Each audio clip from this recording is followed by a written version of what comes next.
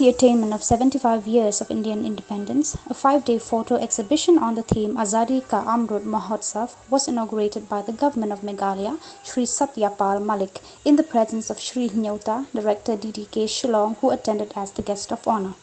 Organized by the Regional Outreach Bureau, Shillong under the Ministry of Information and Broadcasting, Government of India, the exhibition, which coincides with the national-wide launch of the celebration by Prime Minister Narendra Modi, aims to remind the citizens of the value of freedom and sacrifices made by the freedom fighters to secure the future of the nation.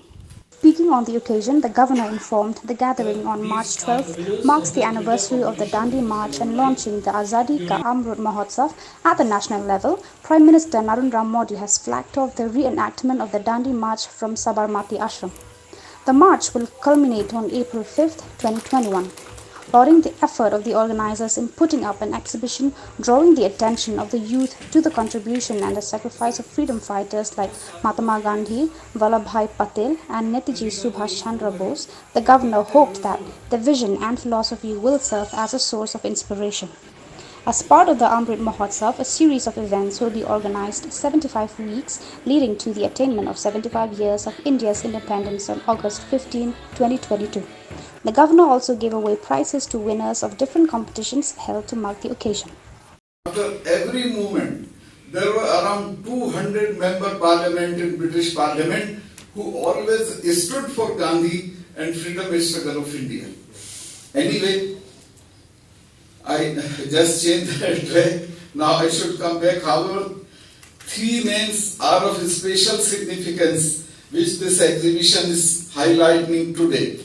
The turning point in India's path to freedom was the arrival of Mahatma Gandhi, who brought with him the biggest weapon to tackle an autocratic regime, that was Satyagraha and Ahimsa. Netaji Subhash Chandra Bose, you'll be surprised to know that he has visited Shillong many times.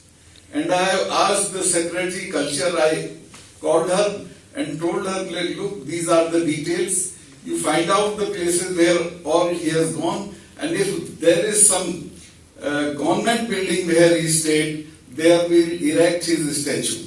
So Shillong was very dear to him. Anyway, Netaji Subhash Chandra Bose strongly opposed the colonial rule and tried to overthrow the British from Indian territory by forming Azad Hind government in exile and reviving the Indian National Army. After persistent efforts and attempts, the British were forced to transfer the power to us. As the clock struck midnight on 15th of August 1947, when the world slept, India awoke to this new destiny as a sovereign democratic country. But a major challenge remained to unify 565 princely states.